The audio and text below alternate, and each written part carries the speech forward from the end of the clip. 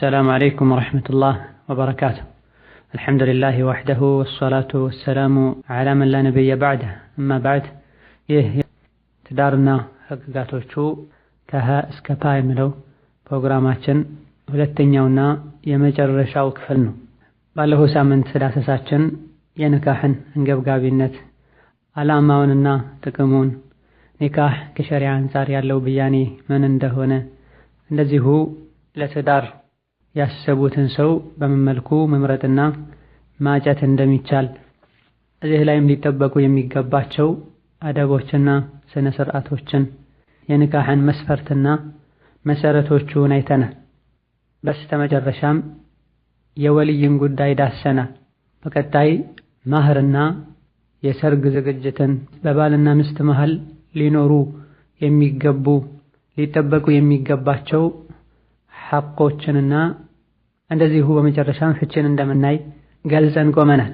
የዛሬ ነጥቦቻችንን ከመጀመሪያ በፊት ካለፈው ትምህርት ተያይዘው የተነሱ አንዳንድ ጥያቄዎች አሉ። እነዚህን አጠር ባለመልኩ ስናያቸው ወልይን በተመለከተ ሴት ልጅን ኃላፊ ሆኖ ወልይ ሆኖ የሚድረው ሰውና የምትዳረዋ ሴት የተለያየ ሀገር የሚኖሩ ከሆነ ሴቷ ባለችበት ሀገር ወልይ ሊሆን የሚችል ሌላ ሰው ከሌለ በስልክ ውክልና መስጠት እንዴት ይታያል? በስልክ መዳርስ እንዴት ይታያል? የሚሉ ጥያቄዎች ተነስተዋል። በስልክ ኒካህ ማሰርን በተመለከተ፣ በስልክ ሌሎችንም ውሎችን መዋዋል በተመለከተ በዘመኑ ዑለማዎች ጥናት አድርገዋል። በጋራም በተናጠልም እንደዚሁ ደግሞ የተለያዩ ዑለሞች ተገናኝተው በእስላማዊ ነጥቦች ዙሪያ በሚወያዩባቸው አጋጣሚዎችም ይህ ጉዳይ ተዳስሷል። በርካታ ዑለሞች ሌሎች ነገሮች ላይ ውልን በስልክ መፈጸም ቢቻልም የጋብቻ ውልን ኒካህን ግን በስልክ ማሰሩ ይከለከላል ብለዋል። ምክንያቱም የኒካህ ጉዳይ አስቸጋሪና ከባድ ነው። ሐራም የነበረችን ሴት ሐላል ማድረግ ማለት ነውና ከሌሎች ውሎች ለየት ያለ ጥንቃቄ ያስፈልገዋል በማለት ከልክለዋል።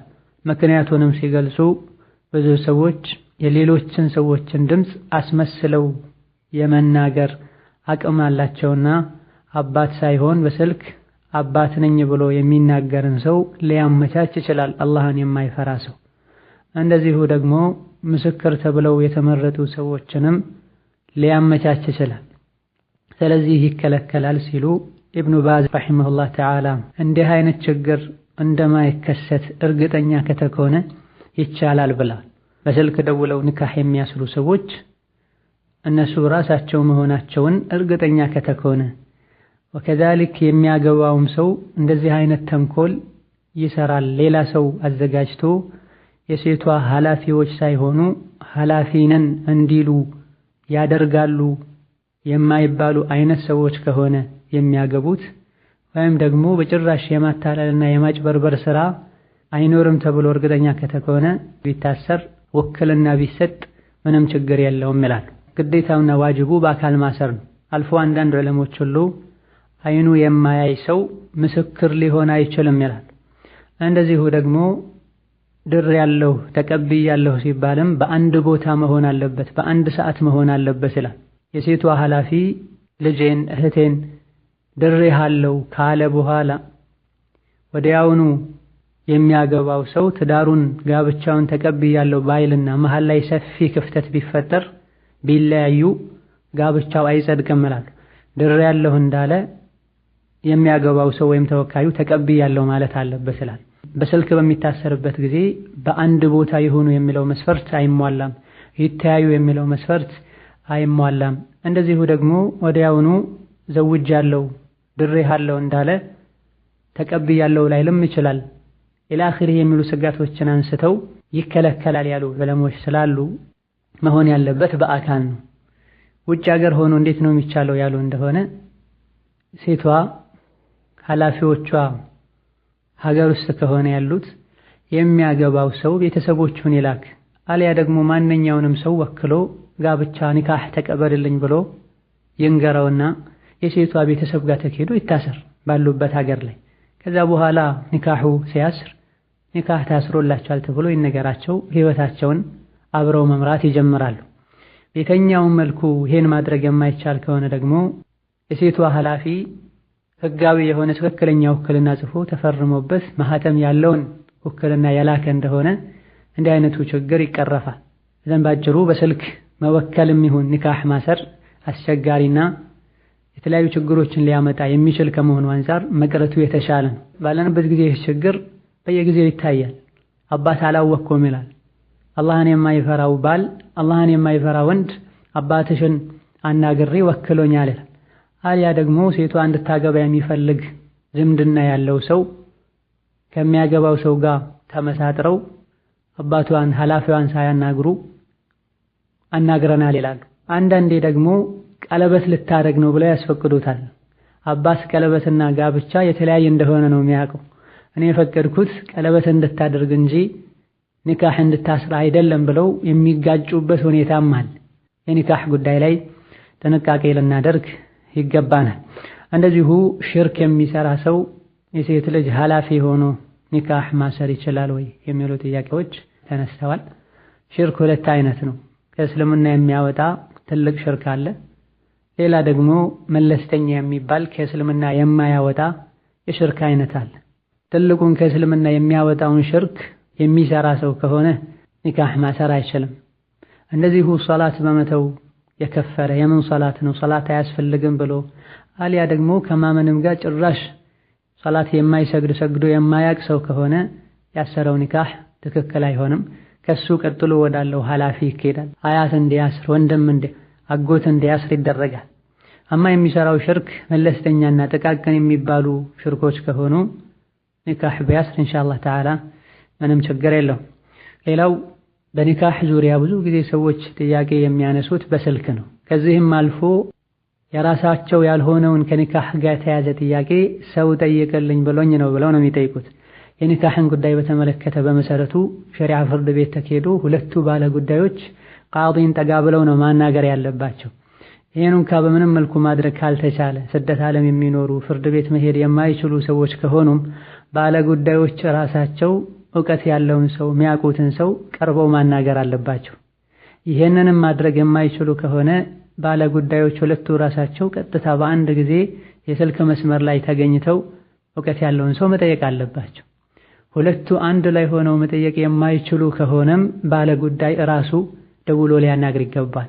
እንደ ሌሎች ጉዳዮች በቀላሉ ፈትዋ የሚሰጥበት ጉዳይ አይደለም። የኒካህ ጉዳይ፣ የፍቺ ጉዳይ ከሁለቱም ወገኖች ሰፋ ያለ ማብራሪያ መጠየቅና መስማት ያስፈልጋል።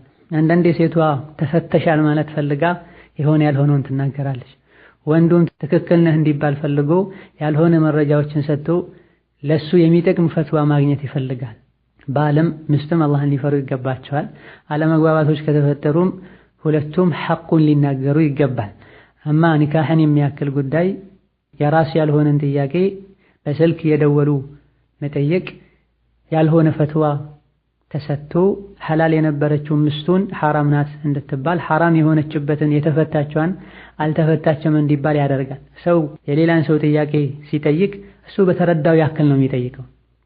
ስለዚህ ባለ ጉዳዩ ራሱ ግልጽ አድርጎ ሊያስረዳ ለሚጠየቃቸው ጥያቄዎችም በቂ መልስ ሊሰጥ ይገባዋል። ይህ የሚቻለው ባለ ጉዳይ ራሱ ወይም ሸሪዓ ፍርድ ቤት ተያይዞ ሲሄዱ ሁለቱ ካልሆነ ሁለቱም በተመሳሳይ ጊዜ በስልክ መስመር ሆነው ሲጠይቁ ነው። አንዱ አንድ ሀገር ይሆናል፣ ሌላኛው ሌላ ሀገር ይሆናል። ባለበት ሀገር ቃዲ ሄዶ ዑለሞችን ሄዶ እንዲያማክር ማድረግ ነው። ሌላውና እንደ ሐሳብ የተነሳው ብዙ ሰዎች የማጋባት ስራ ይሰራሉ። የማጋባት ስራ መስራት እንዴት ይታያል ይላሉ። ይህ በመሰረቱ አደቡ ከተጠበቀ ትልቅ የሆነ ስራ ነው። አላህ ተባረከ ወተዓላ ወአንኪሑል አያመ ሚንኩም ወሳሊሒነ ሚን ዒባዲኩም ብሏል። እንደዚሁ በጥቅሉ ወተዓወኑ ዐለል ቢሪ ወተቅዋ ብሏል። በመልካም ነገር ተባበሩ ተጋገዙ ብሏል። ያላገቡን ዳሩ ብሏል አላህ ተባረከ ወተዓላ።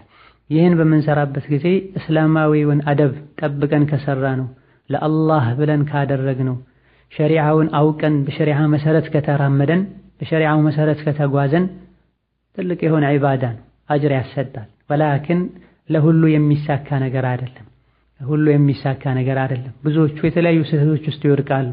ልምድ ያስፈልገዋል፣ ሰብር ያስፈልገዋል። ባለንበት ጊዜ የምንሰማቸው ብዙ ስህተቶች አሉ።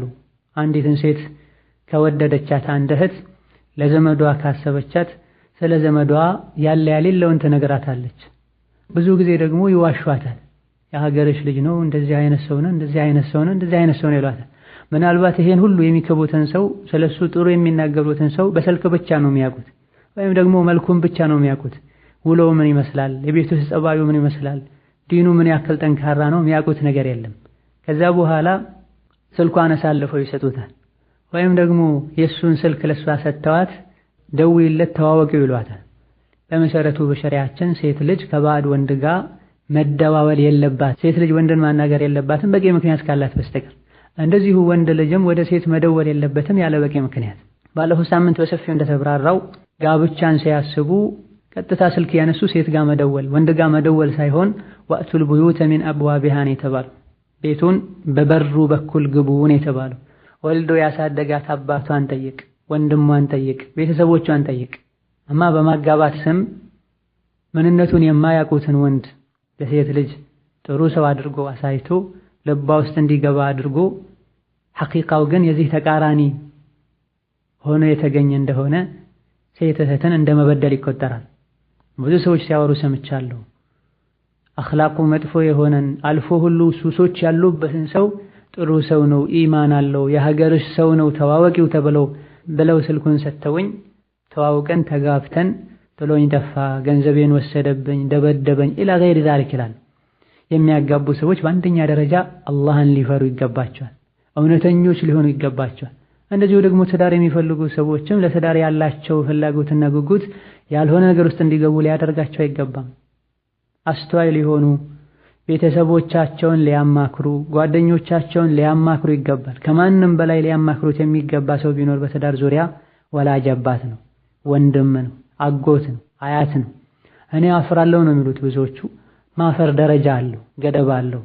የወደፊት ህይወትሽን በተመለከተ ለማውራት ሐያ ሊከለክልሽ አይገባም። ሐቅን ከማግኘት ግዴታን ከመወጣት የሚከለክል ሐያ አይደለም፣ ይወገዛል በሸሪዓችን። ስለዚህ የሚያገቡ እህቶችም አስተዋይ ሊሆኑ፣ ሊታገሱ፣ ነገሮችን ቆም ብለው ሊፈትሹና ሊገመግሙ ይገባቸዋል። ባለንበት ጊዜ ደግሞ ዋትስአፕ እና ፌስቡክ የሚባል ነገር ከመጣ በኋላ የትዳር ማፈላለጊያ መንገዶች እነዚህ ሆነዋል። ግሩፕ በሚሉት ውስጥ ወንድና ሴት ይሰበሰባል። ሸሪዓውን ጥሶ አደብ በጎደለው መልኩ ስታወራ ድምጿን አቅለስልሳ ታወራለች። ወንዱ በውስጥ መስመር ገብቶ ያናግራታል። ከተወሰኑ ዙሮች በኋላ ንካህ ማሰራቸው ይሰማል። ንካሁም ሲታሰር ብዙ ስህተት ተፈጽሞ ነው። ከኒካህ በፊትም የተለያዩ ሸሪዓ ማይፈቅዳቸው ነገሮችን ተለዋውጠው ነው። ፌስቡክም ላይ ይሄው ፎቶ ላክ ይባባላሉ። በፌስቡክ ንካህ ያስራሉ። አግብታ የፈታሽ ከሆነ ደግሞ ራስሽን ዳሪኝ ይሏታል። በቁርአን በሐዲስ ያሌለ ህግን መሰረት አድርገው ጋብቻው ከመጀመሪያው ጀምሮ ሱናን ከጣሰ መጨረሻ ላይ ስኬታማ አይሆንም።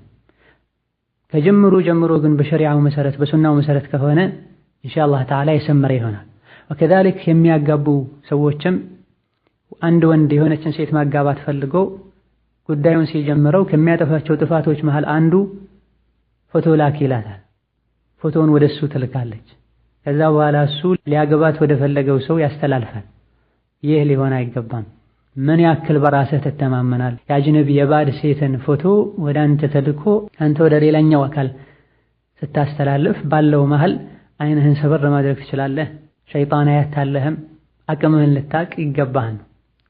መውጣት ከማትችለው ነገር ውስጥ ልትገባ አይገባህም። ሴት ልጅን ቀጥታ ማየት ሐራም እንደሆነ ሁሉ ፎቶዋንም ማየት ሐራም ነው። ወደ እኔ ላክ ያትበላት። ጉዳዩ ካለቀ ሁለቱ ይግባባሉ ይስማማሉ ካልክ ሊያገባው ወዳሰበው ሰው ቀጥታ እንድትልክ አድርጋት። አስለን በፎቶ መሆኑ ተገቢ አይደለም ብለናል። አማራጭ ከጠፋ ነው ፎቶ ሊደረግ የሚችለው። ይሄንም ካደረገን መደረግ ያለባቸው ጥንቃቄዎች እንዳሉ፣ ስርዓቶች እንዳሉ ባለፈው ሳምንት ደርስ ጠቅሰናል። እነዚህ ከተሟሉና አደቡ ከተጠበቀ አላህ የሚፈራ ሰው ከሰራው እውነተኛ ሰው ከሰራው ማጋባት አጅር አለው። ወላሁ ተዓላ አለም። የዛሬ ርዕሶቻችንን ስንጀምር የመጀመሪያው ማህር ነው። ባለፈው ሳምንት የኒካህ መስፈርቶችን እንደዚሁ ደግሞ መሰረቶችን ጠቅሰናል። እነዚህን የኒካህ መሰረትና መስፈርት የሚባሉ ነጥቦችን እያንዳንዱ ሙስሊም ሊያውቃቸው ይገባል። ባለማወቅ የመጣ ከኒካህ መስፈርቶች መሃል አንዱን ሁለቱን አጉድሎ ኒካህ ውስጥ የሚገቡ ሰዎች አሉ። በል መሰረት የሚባሉ ሩክን የሚባሉ ነገሮችን ትተው ጋብቻ ውስጥ የሚገቡ ሰዎች አሉ። ልንማር፣ ልንጠይቅ፣ በእውቀት ላይ የተመሰረተ ጉዞን ልንጓዝ ይገባናል። ዛሬ ከምናያቸው ነጥቦች መሃል አንዱ ማህር ነው። ማህር ማለት ጥሎሽ ማለት ሲሆን አንድ ወንድ አንዲትን ሴት በሚያገባበት ጊዜ የሚሰጠው ገንዘብ ማለት ነው። ሕክሙን በተመለከተ ዋጅብ ነው። በቁርአን በሐዲስ በኢጅማዕ የጸደቀ ግዴታ ነው። የሴት ልጅ ሐቅ ነው። አንዳንድ ዑለሞች ከአርካኑ ኒካህ ይመድቡታል። ነገር ግን ሰሒሑ ሚን ዋጅባት ኒካህ ነው፣ ከኒካህ ግዴታዎች መሃል አንዱ ነው። አንዳንድ ሰዎች ደግሞ የኒካህ መስፈርት ያደርጉታል። የኒካህ መስፈርት አይደለም።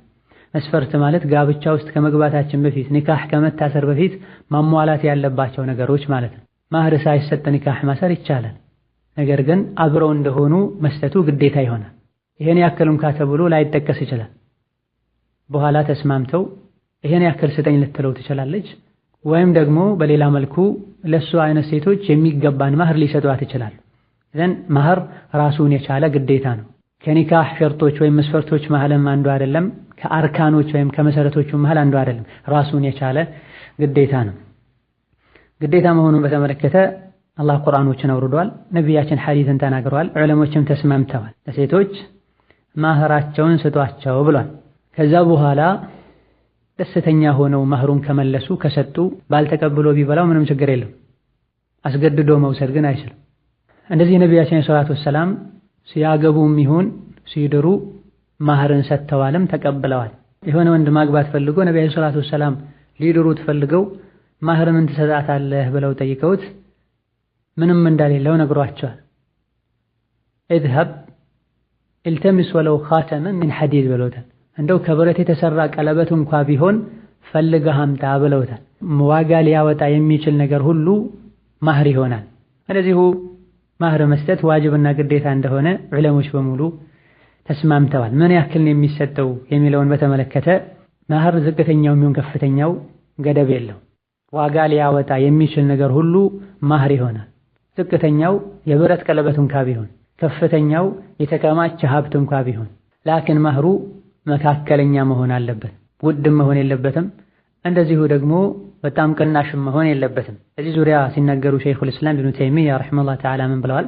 الصداق المقدم إذا كثر وهو قادر على ذلك لم يكره إلا أن يقترن بذلك ما يوجب الكراهة من معنى المباهاة ونحو ذلك.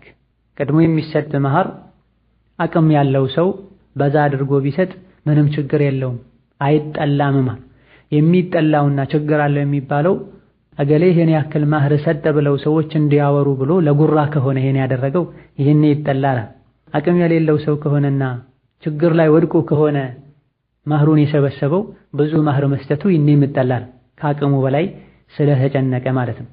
አልፎ ደግሞ የሆነችን አይነት ሴት ላገባ ነው ይሄን ያክል ማህር ተጠይቅ ያለው ብሎ ብርን ከሰው መለመን ደረጃ የደረሰ እንደሆነ ይሄን ሐራም ይሆናል ይላል። አንዳንዴ ሱብሃንአላህ የሌላ ሀገር ሴት ለማግባት ብለው ከፍተኛ ማህር ተጠይቀው ከሰው የሚለምኑ አሉ። መን አውጀበ ዐለይከ ሃዛ መን አባሐ ለከ ሃዛ፣ አቅም ካለህ አግባ፣ አቅም ከሌለህ ጹም ነው የተባለው። እንደዚሁ ደግሞ በአንተ ደረጃ ያለችን ሴት በመካከለኛ ማህር ማግባት እየተቻለ ከሆነ አይነት ቤተሰቦች ለማግባት አሊያ የሆነ ሀገር ዜግነት ያላትን ሴት ለማግባት ብሎ በብዙ ሺዎች የሚቆጠሩ ማህሮችን ተጠይቆ ከሰው ለምኖ ለማግባት ሙከራ ያደርጋል። ይሄ በአዱንያ ጌጣጌጥና ብልጭልጭ መታለል ነው። አቅም ያለው ሰው እንደ አቅሙ በዛ አድርጎ ቢሰጥ አይጠላም።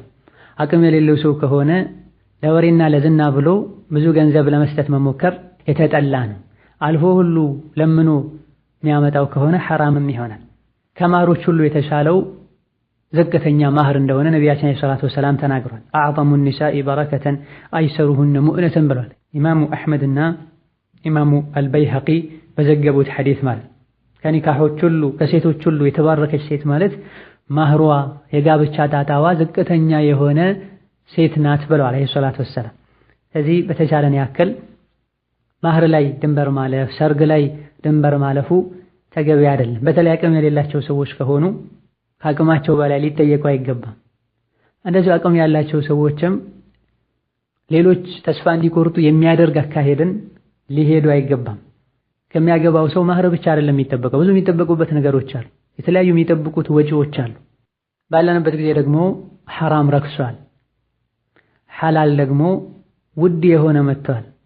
ለማግባት እየፈለገ ማህር አለማግኘቱ፣ የማህር ብር ከፍ ማለቱ፣ ሴቷ የምትጠይቃቸው የተለያዩ ነገሮች መኖራቸው ወደ ኋላ እያደረገው ርካሽ የሆነው ሐራም ላይ ይወድቃል። ወላጆችም አላህን ሊፈሩ ይገባል።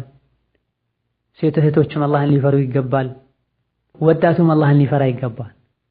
ሁሉም አላህን ከፈራ ነገሮች ይስተካከላሉ።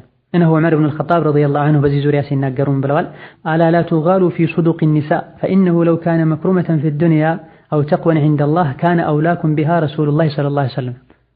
ሰዎች ሆይ ስሙ፣ የሴቶችን ማህር ከፍ አታድርጉ። እነሆ ማህር ከፍ ማለቱ ሴቷን ዱንያ የሚያከብራት ቢሆን ወይም ደግሞ አላህ ዘንድ ሱብሓነሁ ወተዓላ ከፍ የሚያደርጋት ቢሆን ነቢያችን ዓለይሂ ሰላቱ ወሰላም ከፍተኛ ማህርን ይሰጡም ይጠይቁም ነበረ። አላደረጉትም ነቢያችን ዓለይሂ ሰላቱ ወሰላም ብላ።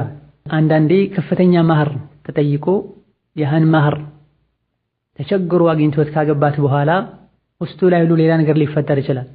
አለመግባባቶች በተፈጠሩ ቁጥር አንቺን ለማግባት ያላየሁት ስቃይ የለም፣ ያልከፈልኩት ዋጋ የለም ኢላ አኺሪህ ያለ ትዳራቸውን ሁሉ ሊበጠብጥ ይችላል። ቀልቡ ላይም ጥላቻ ሊፈጠር ይችላል። ስለዚህ ከእንዲህ አይነቱ ተግባር በመራቅና በመጠንቀቅ ቅድም በተጠቀሰው ሐዲት መሰረት ጋብቻው በረካ እንዲሆን ማህሩ ዝቅተኛ ሊሆን ይገባዋል፣ እንደ ሁኔታውና እንደ አቅሙ። ጋብቻ ላይ ማህር ለምንድን ነው የተደነገገው የሚለውን ስናይ ከሚያገባት ሴት የሚያገኛቸው የተለያዩ ጥቅሞች አሉ። አንድ ለዚህ ሲባል ነው ይላሉ። እንደዚሁ ደግሞ ወንዱ ልጅ ሴቷን ልጅ ምን ያክል እንደሚያከብራት ምን ያክል እንደሚፈልጋት ማሳያ ነው ይላሉ። እንደዚሁ ደግሞ ትዳሩ ላይ ህይወቱ ላይ ምን ያክል ቁም ነገረኛ እንደሆነ መፈተሻም ጭምር ነው ይላል። በተጨማሪም በመታገባበት ጊዜ ወደ አዲሱ ጎጆዋ ስትገባ የሚያስፈልጓት ነገሮች ሊኖሩ ይችላሉ፣ ይሄን ትገዛ ዘንድ። ከዛልክ ወደ ባሏ ስትቀርብ ጥሩ ልብስ ለብሳ ጌጦችን አድርጋ መቅረብ ትፈልግ ይሆናል። መቅረብ ሊያስፈልጋት ይችላልና ይሄንም ለማድረግ እጅ እንዳያጥራት ተብሎ ነው። ከዛልክ ከእስልምና ሙሉነትና ጥሩ ጎኖች መሃል አንዱ እስላም ሙሉና ምንም እንከን የሌለው ሃይማኖት ነው። ሲጀመርም ማህር መስጠቱ የወንድ ግዴታ ነው፣ የሴት ግዴታ አይደለም። ከአንዳንድ ህዝቦች በተቃራኒው ማለት ነው። አንዳንድ ሀገራት ላይ ሴት ልጅ ናት ማህር ለወንዱ መስጠው ሲጋቡ። በሸሪዓ ወንድ ነው ለሴት ማህር መክፈል ያለበት። ሴት ልጅ ታድርገው ቢባል ሴት ልጅ የማህር ገንዘብ ታሰባስብ ዘንድ የግድ ወታ መስራት ይኖርባታል። ክብሯን ሁሉ የሚነኩ ነገሮችን ልትሰራ፣ የተለያዩ አደጋዎች የሚያጋልጧት ስራዎችንም ልትሰራ ትችላለች። ይህ እንዳይመጣ እንደተከበረች እንድትቆይ ማህርን የወንዶች ግዴታ አድርጎታል አላህ ተባረከ ወተዓላ። እዚህ ጋር ብዙ ጊዜ የሚነሳ ጥያቄ አለ። ቁርአንን ማህር መስጠት ይቻላል ወይ? ያለ ማህር መጋባት ይቻላል ወይ ይላል። ቀደም ሲል እንደጠቀስነው ማንኛውም ዋጋ የሚያወጣ ለሴቷ የሚጠቅምን ነገር ማህር መስጠት ይቻላል። ቁርአንን በተመለከተ ቁርአን ሊያስተምራት ከሆነ አዎ ይቻላል። ቁርአንን ሊያስተምራት ከሆነ አዎ ይቻላል። ቁርአኑን ራሱን ገዝቶ ከሆነ የሚሰጠው ምንም ችግር የለውም። በተለይ ጥሩ ዋጋ የሚያወጡ ቁርአኖች ከሆኑ ማለት ነው። የተሻለው ግን ከቁርአን ጋር የሆነ ነገር ቢኖር አሊያ ደግሞ ቁርአንን ላስቀራት ላስሐፍዛት ብሎ ቢሆን የተሻለ ነው። ከማህር ጋር የተያዙ የተወሰኑ ነጥቦችን ስናይ አንደኛ ደረጃ ማህር የሴቷ ሐቅ ነው። ማንም ሊወስድባት አይገባም እሷ ፈቃደኛ ሆና ካልሰጠች በስተቀር። ነገር ግን አባቷ የተወሰነን ያክል ገንዘብ ቢወስድ ከማህር ውስጥ ምንም ችግር የለውም፣ ለሱ ብቻ ተፈቅዷል። ፈቃደኛ ብትሆንም ባትሆንም አባት የተወሰነ እሷን የማይጎዳ ያክል ማህር ቢወስድ ችግር የለም። ምክንያቱም አንተ ወማሉካ ሊአቢከ ተብሏል። አንዱ ነቢዩ ጋር መጥቶ አባቴ ገንዘቤን ወስድብኛል ብሎ ስሞታ ሲናገር ነቢያችን ሰለላሁ ዐለይሂ ወሰለም አንተም ገንዘብህም የአባትህ ናችሁ ብለው አለይሂ ሰላቱ ወሰላም። እዘን ማህር የምታገባዋ ሴት ሐቅ ነው። ባሏም ይሁን የባሏ ዘመዶች እንደዚሁ ደግሞ የእሷ ዘመዶችም ወንድሞቿ፣ እናቷ ማንም መውሰድ አይችልም። አባት ግን በማይጎዳት መልኩ የተወሰነ ቢወስድ ችግር የለውም ይላል። በራሷ ፈቃድ ሁሉን ለአባቷ ብትሰጥ፣ ለወንድሞቿ ብትሰጥ፣ ለባሏ ብትሰጥ ምንም ችግር የለውም። ሌላኛው ማህር ጋብቻ ከታሰረበት ጊዜ ጀምሮ የሴቷ ሐቅ ነው፣ ስጡኝ ማለት ትችላለች። ንካህ ታስሮ አብረው ከተኙበት ጊዜ ጀምሮ ግን ሙሉውን የመቀበል መብት አላት። ባልም የመስጠት ግዴታ አለበት። ኒካህ ከታሰረ በኋላ ይሄን ያክል ማህር እሰጣለሁ ብሎ ከተስማማ በኋላ ከሚስቱ ጋር ሳይገናኝ አብረው ሳይተኙ ወይም ደግሞ አብረው በር ዘግተው ሳይቀመጡ ባል ቢሞት ቢፋቱ የማህሩን ግማሽ መስጠት ይወጅብበታል። ይሄ የሚሆነው ኒካህ ሲታሰር ይሄን ያክል ማህር እሰጣለሁ ብሎ ከወሰነ ነው። ሙሉውን ቢሰጣት የእሱን ጥሩነት ያሳያል። እሷ ደግሞ የተቀረውን ብትተው የእሷን ጥሩነት ያሳያል። ወኢን ጠለቅቱሙሁነ ሚን ቀብል አን ተመሱሁነ ወቀድ ፈረድቱም ለሁነ ፈሪዳ ፈኒስፉ ማ ፈረድቱም ብሎ አላህ ተባረከ ወተዓላ ሴቶችን ሳትገናኟቸው በፊት ብትፈቷቸው ማህር ይሄን ያክል እሰጣለሁ ብላችሁ የወሰናችሁ እንደሆነ የማህሩን ግማሽ ስጧቸው ብሎ ኢላ አን ያዕፉና ይቅር ካላሉ በስተቀር ብሎ አው ያዕፉ ወለዚ ቢየዲሂ ዑቅደቱ ኒካህ የኒካህ ጉዳይ በእጁ ያለው ባል ይቅር ካላለ በስተቀር ብሏል። ይሄ ግማሽ ለማድረጉ አፍ ካለ ሙሉውን ይስጥ፣ እሷ አፍ ካለች ሙሉ ይቀርለታል ማለት ነው። አፍ ብትሉ የተሻለ ነው ይላል አላህ ሱብሓነሁ ወተዓላ፣ ሙሉውን ብትሰጧት ማለት ነው። እንደዚሁ እሷም የተቀረውን አፍ ብትልና ማህሩ ሙሉ በሙሉ ቢቀርለት ማለት ነው። በማህር ዙሪያ የተለያዩ ጭቅጭቆች ይነሳሉ። ከመሰረቱ ሸሪዓችን የጭቅጭቁን በር ዘግቶታል። አላህን መፍራት ካለም ጭቅጭቅ ሊፈጠር አይችልም። የገባኸውን ቃል ልትሞላ ይገባሃል። የጭቅጭቅ በር እንዲዘጋም በተቻለው ፍጥነት ማህሩን ቀደም ብሎ መስጠቱ የተሻለ ይሆናል። ሌላኛው ከማህር ጋር ተያይዞ የምናነሳው ነጥብ ከኒካህ ጋር ተያይዞ ለሴቷና ለቤተሰቦቿ የሚሰጡ ነገሮች ሁሉ ከማህር ነው የሚቆጠሩት። ለሴቷ ልብስ ሲገዛ፣ ጌጥ ሲገዛ፣ እንደዚሁ ደግሞ ለቤተሰቦቿ ስጦታ ተብሎ ሲገዛ የሚወጡ ነገሮች ሁሉ እንደ ማህር ነው የሚቆጠሩት። ማህር ሳይጠቀስ ኒካህ የታሰረ እንደሆነ ኒካሁ ሶሒህ ነው። ነገር ግን ለእሷ አይነት ሴቶች ለእህቶቿ፣ ለአክስቶቿ፣ በእሷ እድሜ ላሉ ለአካባቢዋ ልጆች የሚገባው አይነት ማህር ለእሷም ይገባታል። አላህ በተከበረው ቁርአኑ ላ ጁናሐ ዐለይኩም ኢን ጠለቅቱሙ ኒሳአ ማ ለም ተመሱሁነ አው ተፍሪዱ ለሁነ ፈሪዳ ብሏል። አው ተፍሪዱ ለሁነ ፈሪዳ ማለት ማህር ሳትሰጧቸው ይሄን ያክል ብላችሁ ሳትወስኑላቸው በፊት ማለት ነው። ወከዛሊክ አብዱላህ ብን መስዑድ ረዲየላሁ ዐንሁ አንድ ግለሰብ አንዲትን ሴት አግብቷል። ነገር ግን ማህር አልሰጣትም ነበረ፣ አልወሰነላትም ነበረ። አብረው ሳይሆኑ ደግሞ ሞቷል። ምን ይደረግ ተብሎ ሲጠየቅ ለሃ ሰዳቁ ኒሳኢሃ ብሏል። ለሷ የሷ አይነት ሴቶች የሚገባቸው ማህር ይገባታል ብሏል። እንደዚሁ ደግሞ መውረስም ትችላለች፣ ዒዳም መቁጠር አለባት ብሎ ፈትዋ ሰጥቷል። ማዕቀል ብን ሲናን የሚባል ሰው ረሱላችን ሰለላሁ ዐለይሂ ወሰለም እንዲህ አይነት ጥያቄ ብሩዕ ቢንቱ ዋሽቅ የምትባል ሴት ጠይቃቸው አንተ የሰጠውን አይነት ፈትዋ ሰጥተዋል፣ አንተ የወሰንከውን አይነት ውሳኔ ወስነዋል ብሎታል። ኢማሙ ተርሚዚና ሌሎችም የዘገቡት ሐዲስ ነው። ስለዚህ ማህር ሳይሰጥ ኒካህ ቢታሰር ማህር ስላልተሰጠ ኒካህ ውድቅ ነው አይባልም። ይልቁንስ በቀጣይ ተስማምተው ማህር ይሰጣታል። ሳይስማሙ ቢቀሩ አሊያ ደግሞ እሱ ቢሞት ለእሱ አይነት ሴቶች የሚገባ ማህር ይገባታል። ለእሱ አይነት ሴቶች የሚገባው ማህር የቱ ነው ተብሎ ግጭት የመጣ እንደሆነ ሸሪዓ ፍርድ ቤት ተኬዶ ዳኛው ይሄን ያክል ነው ይላል። ብዙ ጊዜ ግን ለእህቶቿ ለአክስቶቿ የተሰጠው አይነት ማህር ይሰጣል።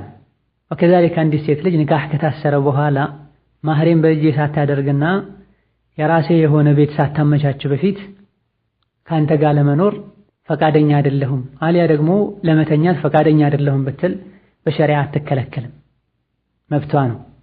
መጀመሪያ ግን ኒካሁ ሲታሰር ማህር ሳልሰጥሽ እንደዚሁ ደግሞ የራሳችን ቤት ሳናመቻች በፊት አብረን እናሳልፋለን ብሎ ነግሯት እሺ ብላ ቃል ገብታ ከሆነ መሙላት ይወጅብባታል። እምቢ ማለትም አትችልም። እነዚህ ማህርን የሚመለከቱ ህግጋቶች ሲሆኑ በማህር ጉዳይ አላህን ልንፈራ ይገባናል። ወላጆች በተለይ አላህን ሊፈሩ ይገባቸዋል። ማግባት ፈልጎ የመጣውን ሰው አቅም ማይመጠንን ማህር ከመጠየቅ ጥንቃቄ ሊያደርጉ ይገባቸዋል። ሴት ልጅን ለሽያጭ የቀረበች ዕቃ ከማድረግ ሊጠነቀቁ ይገባቸዋል። ለገሌት ይሄን ያክል ስለተሰጠ ለኛ ልጅም ይሄን ያክል መሰጠት አለበት ሊባል አይገባም። ዞሮ ዞሮ ማህሩ የራሷ ነው። ከማህሩ የበለጠ የሷ ህይወት ሊያሳስብ ይገባል። ባለንበት ዘመን ደግሞ አልሐምዱሊላህ በርካታ እህቶች ወደ ዲን እየገቡ መጥተው የማህርን ጉዳይ በጣም ቸላ ይላሉ። ዲን ያላወቁ ዲን ያልገባቸው ወላጆችና ቤተሰቦች ደግሞ ለዚህ ነገር ጦር አመለካከት አይኖራቸው። ማህር ሳይሰጣት አገባ፣ ማህር አልፈልግም አለች፣ ማህሯ ቁርአን ተደረገ፣ ማህሯ መፋቂያ ተደረገ፣ ማህሯ መስገጃ ተደረገ ሲባል ሱናውን እየጠሉ ነው፣ ዲኑን እየጠሉ ነው። ለዚህም ነው ቅድም ከቁርአኑ ጋር የሆነ ነገር ቢኖር ይሻላል ያልኩት። ቁርአን መጠየቋ፣ መስገጃ መጠየቋ፣ መፋቂያ መጠየቋ እኔ ምንም አልፈልግም መሰተር ነው የምፈልገው፣ ማግባት ነው የምፈልገው፣ ዲን ነው የምፈልገው የማለቷ ምልክት ነው። ነገር ግን ወላጆች በዚህ መልኩ አይረዱትም። ዋጋ የሚያወጣ ነገር መሆን አለበት ተብሏል። ሲጀምር የ5 ብር መስገጃ ወይም ደግሞ የ1 ብር መፋቂያ ሊደረግ አይገባም። ማህር የተደነገገው ለምንድን ነው? ሒክማው ምንድን ነው የሚለውን ነጥብ ስናይ የወንዱን ፍላጎት ምን ያክል እንደሆነ ለማወቅ ነው። እንደዚሁ ደግሞ ሴት ልጅም አግብታ ወደ ባሏ ቤት ስትሄድ የሚያስፈልጋትን ነገር ልትገዛበት ነው ተብሏል። መጨረሻ ላይ ያነሳሁትን ነጥብ ልብ ልንለው ይገባል። ወላጆች ዲንን ያልተረዱ ከሆነ የአካባቢው ሰው ዲንን ያልተረዳ ከሆነ እነሱን ፊትና ላይ ሊጥል የሚችል አካሄድ መካሄድ የለበትም። መካከለኛ የሆነ ማህር ሊጠየቅ ይገባል። ሌላው ባሎች አላህን ሊፈሩ ይገባቸዋል። መጀመሪያ ይሄን ያክል ሰጣለሁ ብለው ከዛ አብረው መኖር ከጀመሩ በኋላ ፍቅራቸው እየቀነሰ ሲመጣ ቃላቸውን ያፈርሳሉ። 2000 ብር ሰጣለሁ እንዳላሉ ሁሉ 500 ነው ያልኩት ይላል፣ 1000 ነው ያልኩት ይላል። እሱንም ደግሞ እድሜ ልካቸውን ዛሬ ነገ ያሉ ያቆዩታል። መጨረሻ ላይ አለመግባባት ተፈልገው ቢፋቱ በማህሩ ምክንያት ያንጠለጥላታል። ማህሩን ከተውሽልኝ ነው መፈታሽ ይላታል። ይህ ዙልም ነው፣ ሴት ልጅን መበደል ነው። ወዲያውኑ ማህር ልሰጣት ይገባል። ከሌለህ ደግሞ ሰርተህ አምጥተህ ልትከፍል ይገባል። ዛሬ የምናየው ሌላኛው የሰርግ ስነ ስርዓት ነው። እነሆ መስፈርቱ ተሟልቶ ኒካሑ ከታሰረ ኒካህ መታሰርን ማሳወቅና በመጠኑም ቢሆን ምግብ ማዘጋጀት መደገስ ሱና ነው። ኒካሑን በሆነ መልኩ ማሳወቁ ዋጅብና ግዴታ ነው። እነሆ ማግባት ትዳር ማድረግ የአላህ ሱብሓነሁ ወተዓላ ትልቅ የሆነ ኒዕማ ነው። ብዙዎች ያሰቡ በቀላሉ ማይሳካላቸው ነገር ነው። አላህ ስላሳካለህ አላህን ልታመሰግን፣ ደስታህን ለወዳጆችህ ለዘመዶችህ ልታካፍር ይገባል። ሷልህ የሆነችን ሚስት ያገባ ሰው የዲኑን ግማሽ እንዳሟላ ነቢያችን ተናግረዋል።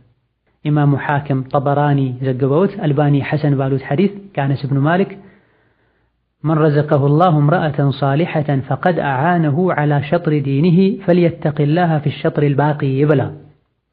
አላህን የምትፈራ ሷሊሕ ደግ የሆነችን ሴት አላህ የሰጠው ሰው የዲኑን ግማሽ ለማሟላት አላህ ረድቶታል፣ ለተቀረው ግማሽ ደግሞ አላህን ይፍራ ብለዋል።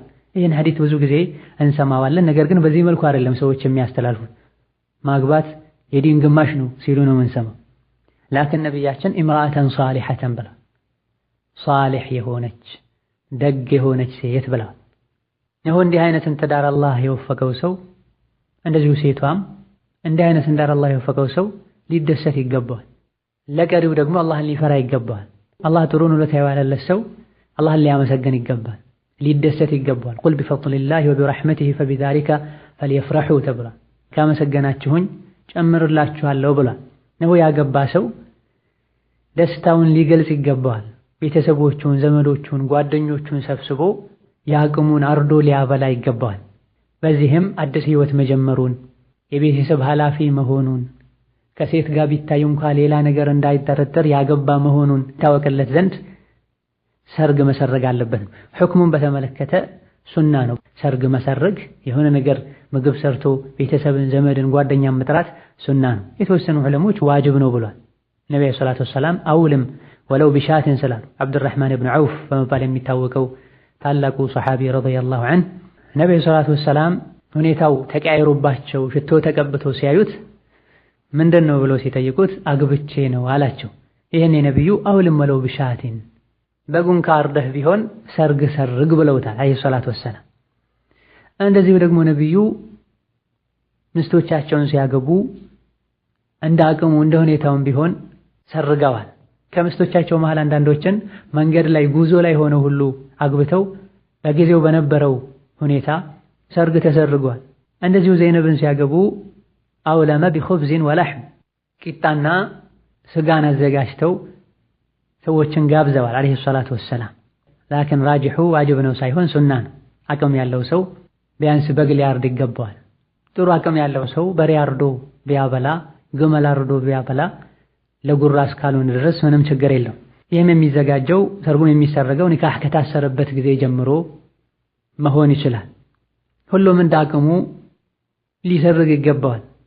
አቅም የሌለው ሰው ሰርግ ለማዘጋጀት ብሎ በሬ ለማረድ ብሎ ሊበደርና ሊቸገር አይገባው። ነቢያችን ሶፊያን ሲያገቡ አውለመ ነቢዩ ዐላ ሶፊየተ ቢሐይስን ተብሎ ገንፎ ተሰርቶ ነው ያገቡት ረዲየላሁ ዐንሃ ወአርዳሃ። ሱፍራ ነገር ተዘጋጅቶ እዛ ላይ ገንፎ ተደርጎ ሰዎች ከዛ በልተው ነው ሰርግ የተጠናቀቀው። የግድ ማረድ የለበትም። በግ ቢያርድ ጥሩ ነው። አቅም ካለው ገመል ቢያርድ ለገሪ ዛሊክ ጥሩ ነው። እስራፍ ሊደረግ አይገባም። የተጠሩት ሰዎች 20-30 ናቸው። የሚቀርበው ምግብ ለ40 እና ለ50 ሰው ይቀርባል። ስንት የተራቡና የተቸገሩ ሰዎች አሉ፣ ከበር ይመለሳሉ። ለዚህ ነው ከምግቦች ሁሉ መጥፎ ምግብ ማለት የሰርግ ምግብ ነው። ባለሀብቶች ይጠራሉ፣ አቅመ ደካሞች ይከለከላሉ ብለዋል ነቢያችን ሰለላሁ ዐለይሂ ወሰለም። እስራፍ አላህን ያስቆጣል። ብሉ ጠጡ አታባክኑ ተብሏል። አላህን ለማመስገን ብለን ለደስታ ብለን ሰርግ ሰርገን አላህን የሚያስቆጣ ነገር ልናደርግና አላህ የሰጠንን ኒዕማ አውጥተን ልንጥል አይገባም። ሌላ ጊዜ ደግሞ ትልልቅ ሆቴሎችን ተከራይተው ብፌ ተዘጋጅቶ የምግቡ 1/3 ሁሉ አይበላም፣ ተነካክቶ ይተዋል። እስራፍ የተወገዘ ነው። ወከዛሊክ ሰርግን በተመለከተ የተለያዩ ሙኻለፋዎች አሉ፣ ከሸሪዓ የሚጋጩ ነገሮች አሉ። እነዚህን ልንጠነቀቅ ይገባናል። ሰርጋችን በሱና ሊሆን ይገባዋል። ሰርጋችን ሸሪዓን የጠበቀ ሊሆን ይገባዋል። ወንድና ሴት ሊቀላቀሉ አይገባም። እንደዚሁ ደግሞ ወንዶች ለሰርግ ለመሄድ ብለው ጺማቸውን ሊላጩ ከመሬት የሚጎተትን ልብስ ለብሰው ሊሄዱ አይገባም። እንደዚሁ ሰርጉ ቦታ ላይ ዘፈን ሊኖር አይገባም። ነዓም ሴቶች ተሰብስበው በግላቸው አንዳንድ ግጥሞችን እየገጠሙ ከበሮ እየመቱ መጫወት እንደሚችሉ ዑለሞች ፈቅደዋል። ነቢያችን ሰለላሁ ዐለይሂ ወሰለም ፈቅደዋል። ነገር ግን ወንድና ሴት ለዚህ ብለው መቀላቀል የለባቸው። ይሄም የሚደረገው ሴቶች ጋር ነው፣ በሴቶች ሙሒጥ ነው። ሴቶች ለራሳቸው ብለው ያደረጉት ሳይታሰብና ሳይፈለግ ድምፁ ወደ ወንዶች ቢመጣ ምንም ችግር የለውም። ላኪን ይህን ለመስማት ብለው ወንዶች ወደዛ መሄድ የለባቸው። ሴቶችም ወደ ወንዶች መጠጋት የለባቸው። እንደዚሁ ሴቶችም በሚጫወቱበት ጊዜ ትርፍ ቃል ሊናገሩ አይገባም። በቴፕና በመሰል ነገሮች ዘፈን ከፍተው ከዘፈኑ ጋር ብለው ሊጨፍሩም አይገባም። ሐላል የሆኑ ብልግና የሌለባቸው አይን አውጣነት የሌለባቸው ግጥሞችን የገጠሙ እዛው ቢጫወቱ ሴቶች ተፈቅዷል። ባለንበት ጊዜ ደግሞ ነገሩን መስመሩን ያሳቱት ነው። ዘፋኞችን ፈልገው ያመጣሉ። አሊያ ደግሞ የሆነ ዘፋኝ የዘፈነውን ግጥም ያዜሙ ይጨፍራሉ። እንደዚሁ አብሮት የተለያየ ሙንከር ይኖራል። ሴቷ ተውባ ተኳኩላ ተገላልጣ እየጨፈሩ አላህን የማትፈራ ፎቶ ታነሳታለች፣ ካሜራ ይቀርሳሉ። በማግስቱ የተለያየ ሚዲያ ላይ ይለቀቃል። ሕሽማ ሊኖር ሐያ ሊኖር ይገባል። ደስታ መጠን አለው። ጀነት ስንገባ ነው እንደፈለገን የምንፈነጥዘው። ፎቶ ሐራም ነው ብለው የሚያምኑ እንኳ አንዳንድ እህቶች የሰርግ ጊዜ ላይ ለቀቅ ያደርጋቸዋል። ደስታ አላህን ሱብሓነሁ ወተዓላ የሚያስቀይም ሥራ ሊያሰራን አይገባም። ፎቶ ሐራም ነው፣ ሁሌም ነው ሐራም የሆነው። የሰርግ ቀን ሐላል ያደረገው ማንም የለም። አይቼ ብቻ ላጥፈው፣ ቀርጠህ ላክልኝ፣ ቀርጸሽ ላክልኝ ይላል። የሰርግን ቀን ፎቶ ማስቀመጥ ፈልጋለሁ ይላል። በመሰረቱ ሐራም ነው ብለው ከማመናቸው ጋር የሰርግ ሲሆን ሐላል ያደርጉታል ለነፍሳቸው። ስሜት መከተል ተገቢ አይደለም። ሐራምን ሐራም ነው ብለን እናምናለን። አላህና ረሱል ሐራም ካደረጉት ነዓም ከአቅም በላይ ሲሆን አንዳንዴ ሐራም ነገር ሐላል ሊሆን ይችላል። ሳይታረድ የሞተን ነገር መብላት አይቻልም። ከተራበን ረሃቡ ለአደጋ ያጋልጠናል ብለን ከሰጋን ልንበላ እንችላለን። ላኪን ፎቶ ማንሳት የደም ስራ አይደለም፣ ወይም ደግሞ ኦክሲጅን አይደለም። ከኦክሲጅን የበለጠ አስፈላጊ ነው ብለው በሄዱበት ሁሉ ፎቶ የሚያነሱ አሉ። አላህን ሊፈሩ ይገባል። ወመን አዝለሙ ሚመን ዘሀበ የኽሉቁ ከኸልቂ ብሎ አላህ ተባረከ ወተዓላ ማን ግፈኛና በዳይ ያለ የኔን አይነት ፍጥረት ለመፍጠር ከሚሞክር የበለጠ ብሏል። አላህ ሰውን ፈጥሯል። አላህ የፈጠረውን ሰው መቅረጽ ከአላህ ጋር መፎካከር ነው። ከዛልክ ሰርግ ላይ ሲሆን የባሱ ብዙ መፍሰዳዎች አሉት። ሴቶች ሰርግ ላይ ሲሆኑ በተለይ ከሰው ጋር መገናኘት እድልን ብዙ ጊዜ የማያገኙ እህቶች ጥሩ ያልሆኑ ሐረካዎች እንደሚታዩ ይሰማል። አላህን ልንፈራ ይገባናል። ሐያ የሴት ልጅ ሒጃቧን ሐያውን ካወለቀች ሒጃቡ እንዳወለቀች ይቆጠራል። እንደዚሁ ከትልቅ ስቶች መሃል አንዱ የሰርጉ ቀን ላይ የሚያገባው ወንድ ሴቶች ወዳሉበት ክፍል ሄዱ በሴቶች መሃል ከሙሽራዋ ጋር አብሮ ቁጭ ይላል። ኬክ ይቆርጣሉ፣ ምግብ ይጎራረሳሉ፣ ቀለበት ያደርግላታል፣ ይዟት ይሽከረከራል። ወገሪ ذلك ማንሰማው ዐጂብ የለም። ነቢያችን ሰለላሁ ዐለይሂ ወሰለም አደራችሁን ወደ ሴቶች አትግቡ ብለዋል። እዛ ውስጥ ያንተ ምስት እንኳ ብትኖር ሌላ ባዕድ ወንድ ካለ መግባት አትችልም። እስልምና በልብስና በስም ብቻ ሊሆን አይገባም። ወደ እስላም ጠቀልል ብላችሁ ግቡ ተብሏል። ሰርጋችንም በእስላም መሰረት ሊሆን ይገባል። መስጂድ ስንገባ ብቻ አይደለም ሙስሊም መሆን ያለብን። በደስታም ጊዜ በችግርም ጊዜ ብቻችንም ስንሆን ከሰውም ስንሆን ሀገር ውስጥ ስንሆንም ከሀገር ውጪ ሰው ማያውቅም ቦታ ስንሆንም ትክክለኛ ሙስሊሞች ልንሆን ይገባናል። እስላም ማለት እጅግርን ለአላህ መስጠት ማለት። እጅግርን ለአላህ ስጥ፣ እጅግርሽን ለአላህ ስጪ። በሰርግም ጊዜ ከሰርግ ጊዜም ውጪ ስለተደሰትኩኝ ደስታ ስለሆነ አላህ አያጠብቅብኝም አይባልም። ሞት መቼ እንደሚመጣ አይታወቅም። ሙስሊሞች ሆናችሁ እንጂ አትሞቱ ተብሏል። እነሆ በአላህና በመጨረሻው ቀን የምታምን ወንድሜ ሆይ፣ በነቢዩ የምታምንና ነቢዩን የምትወድ ወንድሜ ሆይ ነቢያችን ሰለላሁ ዐለይሂ ወሰለም አደራችሁን ወደ ሴቶች ክፍል አትግቡ ብለዋል። ነቢያችን በዚህ ሐዲታቸው መግባቱን ብቻ ነው የከለከሉት። ከገቡ በኋላ የሚመጣው መዘዘሳ አላህን ምስተዓን ገብቶ በሴቶች መሃል ከሙሽራው ጋር አብሮ ቁጭ ይላል። ኬክ ቁረጡ ይባላል፣ ተጎራረሱ ይባላል። ኢሻዳ ሚስትህን ቤት ካስገባህ በኋላ የፈለከውን አድርግ። ታጉርስህ አጎርሳት፣ ምንም ችግር የለውም። ሰደቃም ነው፣ አጅር አለው። አማ በወንዶች መሃል በሴቶች መሃል ባዳ ሰው ባለበት ይሄን ማድረግ የሐያ ማነስ ነው። እንደዚሁ ደግሞ ሚዜ ተብሎ የሚታይ የሚሰማ ጉዳ አለ። ካፊሮች ዘንድ በተለመደው መልኩ ሚዜ የሚባል ነገር የለም በሸሪዓችን። የሸር በር ይከፍታል።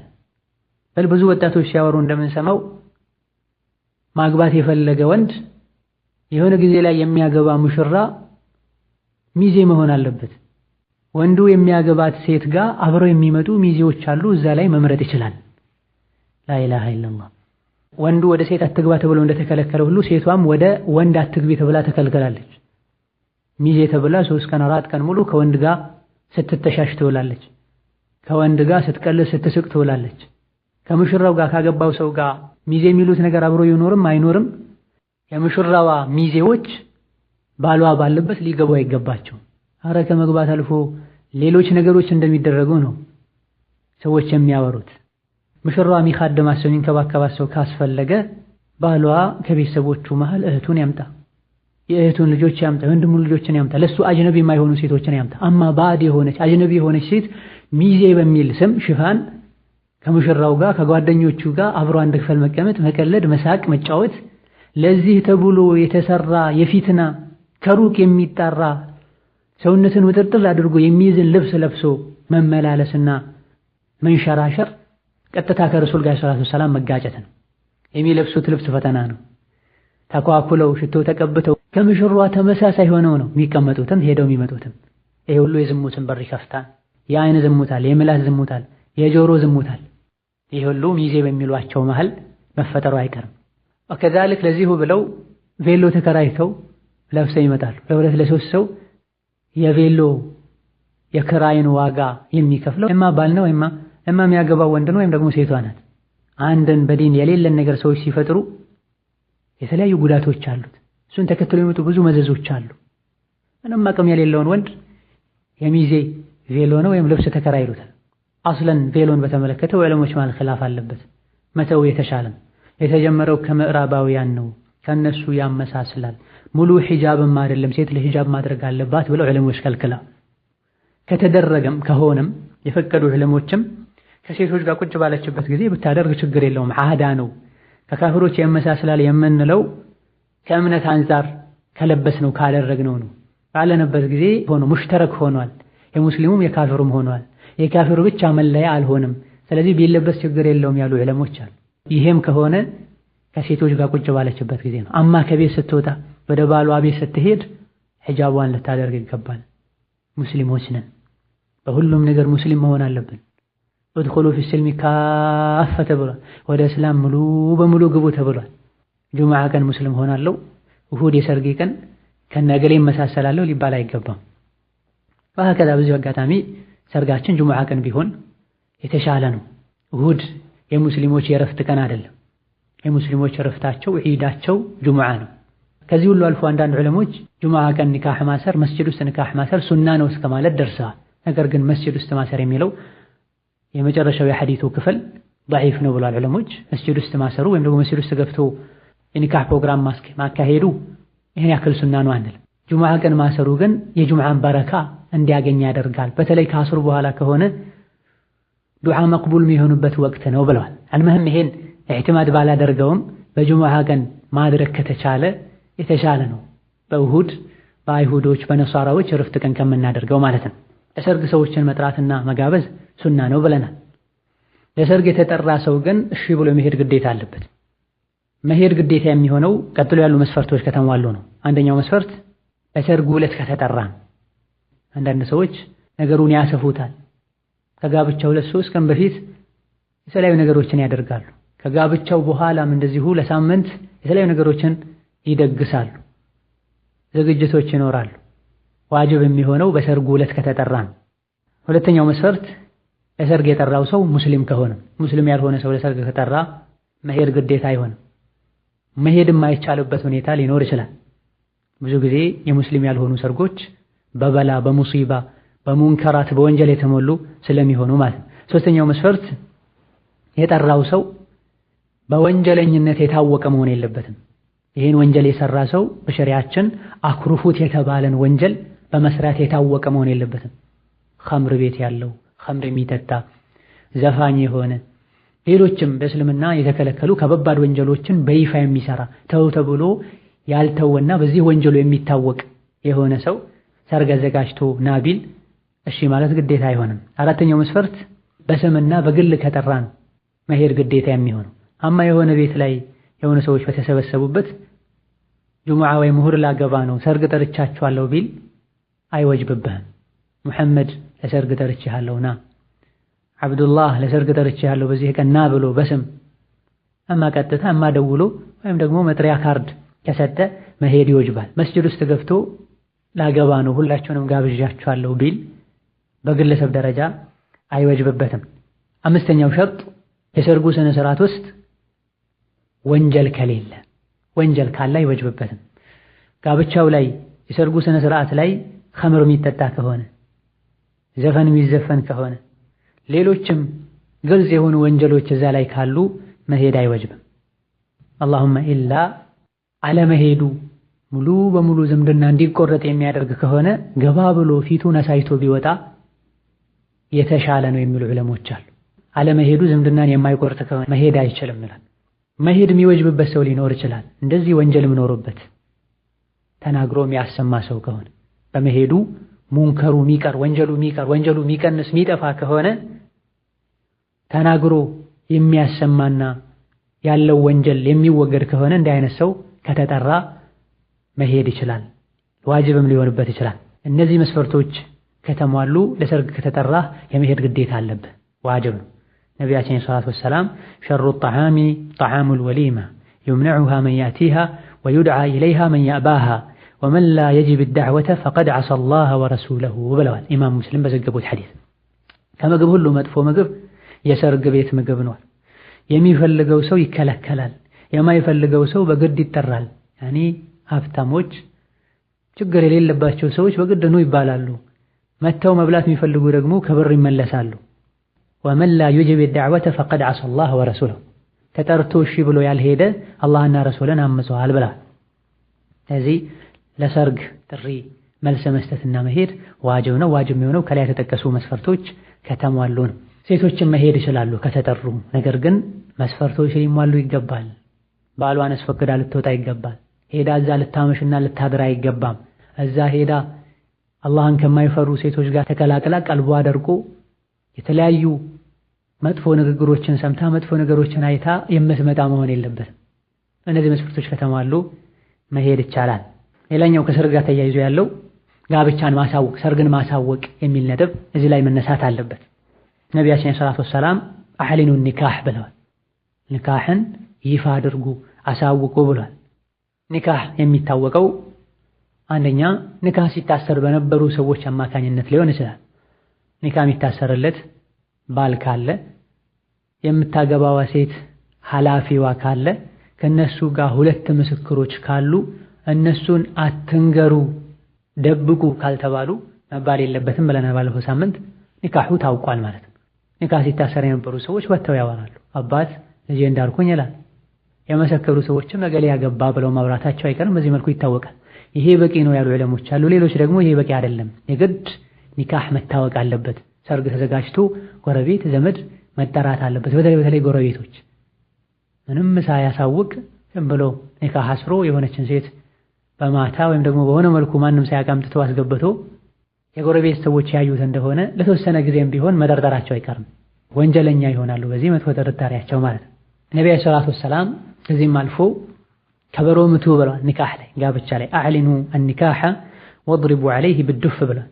ጋብቻን ይፋ አድርጉ ከበሮ ምቱ ብለዋል። ይሄ ለሴቶች ነው። ቅድም በጠቀስነው ስርዓት መሰረት ፈስሉ ማ በይነ አልሐላሊ ወልሐራሚ አስሰውቱ ወዱፉ ፊ ኒካህ ብለዋል። በሐላልና በሐራም መሃል ያለው ልዩነት ድምፅ ነው፣ ከበሮ መምታት ነው ብለዋል። ያኔ ሰዎች መሰባሰባቸው፣ ሰርግ መዘጋጀቱ፣ ቅድም በተጠቀሰው ስርዓትና አደብ መሰረት ሴቶች ከበሮ የመቱ መጫወታቸው ሐላል የሆነው የኒካህና ሐራም የሆነው የዝሙት ልዩነት ነው። በዚህ መልኩ ኒካህ ታስሮ ሰርግ ተዘጋጅቶ ወደ ቤት ይዞ መሄድም ይቻላል። ነገሩን ማቆየትም ይቻላል። አብረው ወደ ቤት ሳይሄዱ መቆየትም ይቻላል። ኒካህ ሲታሰር የሴት ቤተሰቦች ቀጥታ ልትወስድ ብለው ሸርጥ አድርገውበት ከተስማማ መውሰድ ይወጅብበታል። እሱ ደግሞ አሁን ኒካህ አስሬ ብቻ ነው መተወው ሁኔታን አመቻችቼ ከጊዜ በኋላ ወደ ቤት ያስገባለሁ ካለና በዚህ ተስማምተው ከሆነ ኒካህ ያሰሩት የመቆየት ግዴታ ይኖርባቸዋል። በላጩ የቱ ነው ያለን እንደሆነ እንደ ሁኔታውና እንደ ግለሰቡ እንደ ጊዜው የተለያየ ይሆናል። አብዛኛውን ጊዜ ግን በላጩና የተሻለው ወዲያውኑ ወደ ቤት ማስገባቱ የተሻለ ነው። ብዙ ጊዜ ኒካህ ታስሮ ሲቆይ መሀል ላይ አለመግባባቶች ይፈጠራሉ። በስልክ ረጅም ጊዜ ያወራሉ፣ በአካል አልፎ አልፎ ይገናኛሉ። በዚህ መሀል ጠባያቸው የተቀየረ ይመጣል፣ ይሰለቻቻሉ። በዚህ የመጣም ውዴታቸው የቀነስ ይመጣል። አብረው በሚሆኑበት ጊዜ ብዙም አዲስ ነገር አይኖርም። በዚህ ደረጃ ሁሉ አይደርሱም። ብዙ ጥቂት ማይባሉ ሰዎች በተጋቡበት በ15ኛው ቀን በወሩ በሁለት ወሩ ሚጣሉና ሚፋቱ አሉ። ስለዚህ ኒካህ እንደታሰረ ወደ ቤት ይዞ መግባት ቢቻል መልካም ነው። አንዳንድ ሁኔታዎች ካሉ መደረግ ያለበትን ጥንቃቄ ሁሉ ማድረግ ያለበትን ጥንቃቄ ሁሉ አድርገን ልንቆይ ይገባል። መደወል ካስፈለገ አስፈላጊ በሆነበት ሰዓት፣ መገናኘት ካስፈለገም በመጠኑ ሊሆን ይገባል። እንደዚሁ ደግሞ ኒካህ ታስሮ ለረጅም ጊዜ ባል ሚስቱን ወደ ቤት ሳያስገባ ለረጅም ጊዜ በሚቆዩበት ወቅት በመሃላቸው ያለው ግንኙነት ለቤተሰብ የታወቀ መሆን አለበት፣ ግልጽ መሆን አለበት። ኒካህ እናስረልሃለን፣ ነገር ግን 1 ዓመት 2 ዓመት አብራችሁ ሳትተኙ አብራችሁ ሳትሆኑ ምትቆዩ ከሆነ ይሉታል። በዚህ መሰረት እሺ ብሎ ኒካህ ያስራል። ብዙም ሳይቆይ ግን ቃሉን ያጥፋል፣ ከቤተሰብ ጋር መጋጨት ይመጣል።